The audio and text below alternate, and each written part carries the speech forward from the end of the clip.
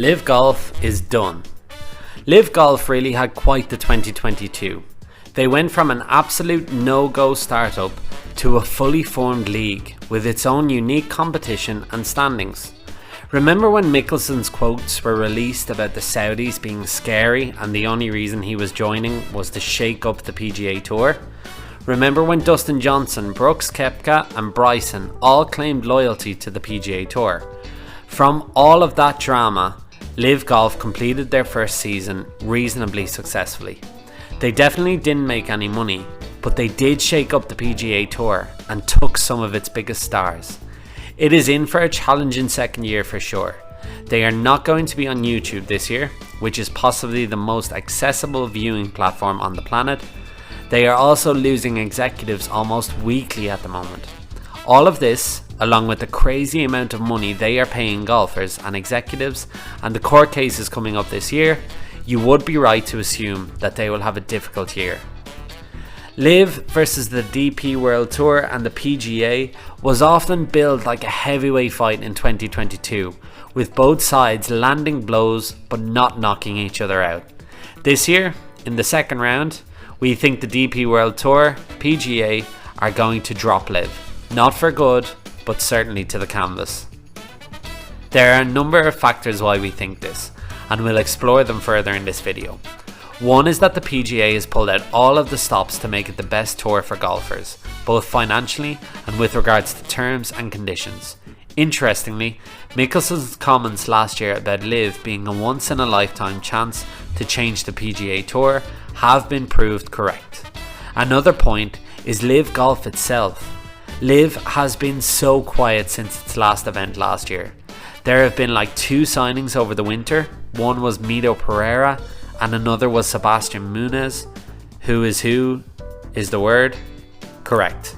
The offices sound like they are in crisis, and the Saudi money behind the project may well pull the plug soon if they cannot get a more solid broadcasting deal. Football clubs seem to be far more accessible to buy and seem to get more positive feedback. LIV isn't working and golf just isn't worth this hassle. But more of this in the video. If you enjoy golf news, views and ramblings, as well as tournament previews and reviews and picks, then this is the channel for you. Please subscribe for our weekly videos that will keep you up to date. We're a small team and your subscription would mean so much. Now, on with the video. Reasons why LIV is slowly dying. Number 1. The lack of coverage. Initially, when golfers were deciding to give up the PGA Tour and head over to LIV Golf, both players and fans hated them for doing it. We as fans won't see some of the best loved golfers as much as we want, and they have gone to a bad tour for really bad reasons. It's safe to say the disappointment turned to anger. Even the biggest European fans of LIV Golf won't be able to watch even 1 second of it now that it is gone from YouTube.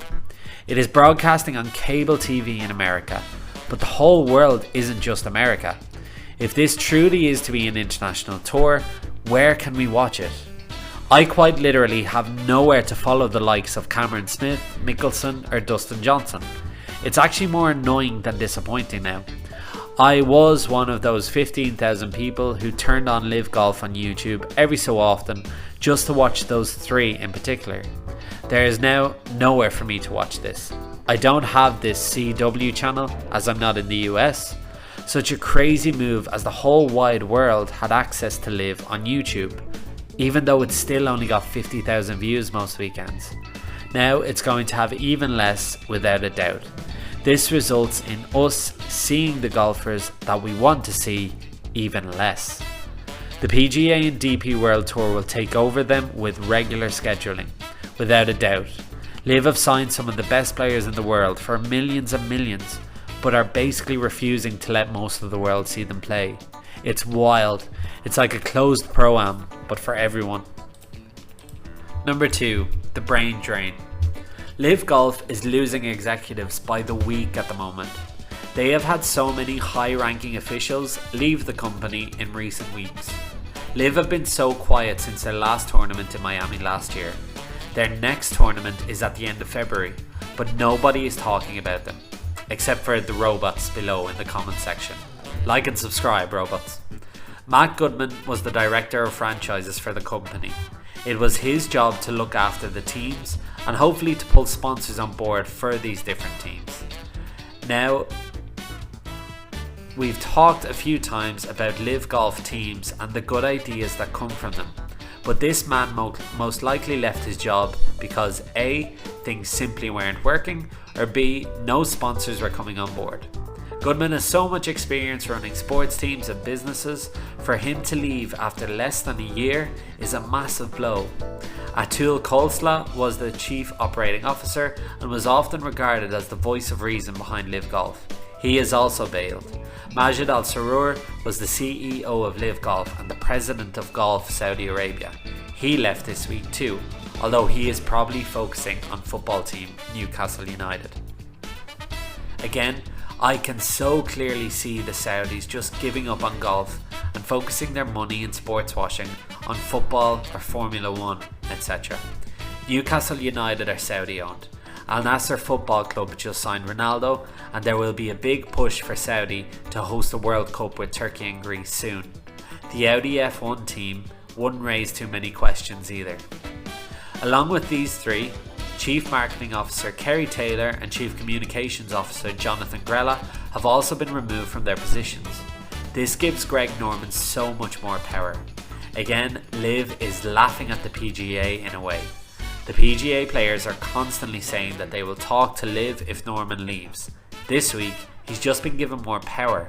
We do just have to question that if this venture simply isn't working, will the Saudis eventually just pull the plug? Surely. They have money, but they want to make some back too.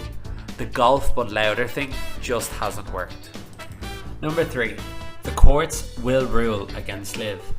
The court cases are absolutely wild.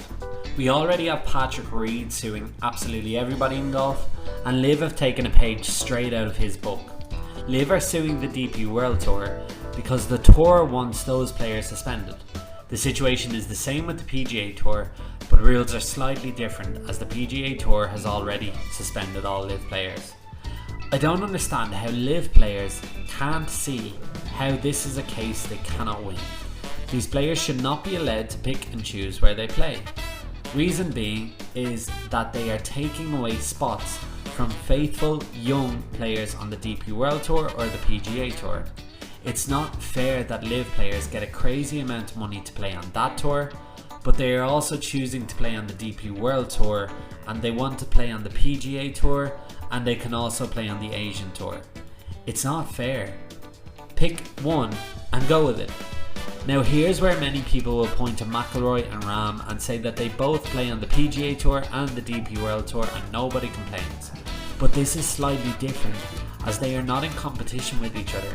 The DP World Tour works with the PGA Tour, and the same with the Asian Tour. The Europeans who play on the PGA usually have started on the DP World Tour. They give their notice and they want to help build the DP World Tour. They're not suing the tour, they support it. It's a very different argument. And number 4, LIV players' real attitudes. LIV players, I'm pretty sure, don't actually want to be on LIV. People are slowly beginning to realise this, including the players themselves. I think they like the money an awful lot, and they like the initial deal, but now everything is changing. Dustin Johnson describes himself as a retired golfer to new people he meets. He's not happy on the PGA Tour. Brooks and Bryson, we know now, are injured and won't reach the heights that they have. The Netflix show will prove this. It's really sad, but their bodies just aren't working. A lesser schedule just suits them far more. The LIV players are kind of angry as well though. They moved to this circuit to play less golf. They actually have to play more and do an incredible amount of travelling. Some of them don't care about world rankings like Johnson, but most do. So this means they have to play Asian Tour events where they can. This is a wild amount of travelling. Many of them have already played 3 events this season so far in the Middle East, and LIV hasn't even started yet. The players are sick, and I bet they hate it really, but their egos are far too big to ever go back on what they have originally said. We just wonder if the PGA was to open the door for players again. and all the players had to do was pay back the LIV money to the PGA and just make a little statement. Who would go back? My bet is most. There are so many more reasons why LIV is done in 2023, and we'll touch on them on this channel as they pop up. Another reason to please subscribe. We hope you've enjoyed this video and are a little more informed. Thanks for watching, and we'll catch you in the next one.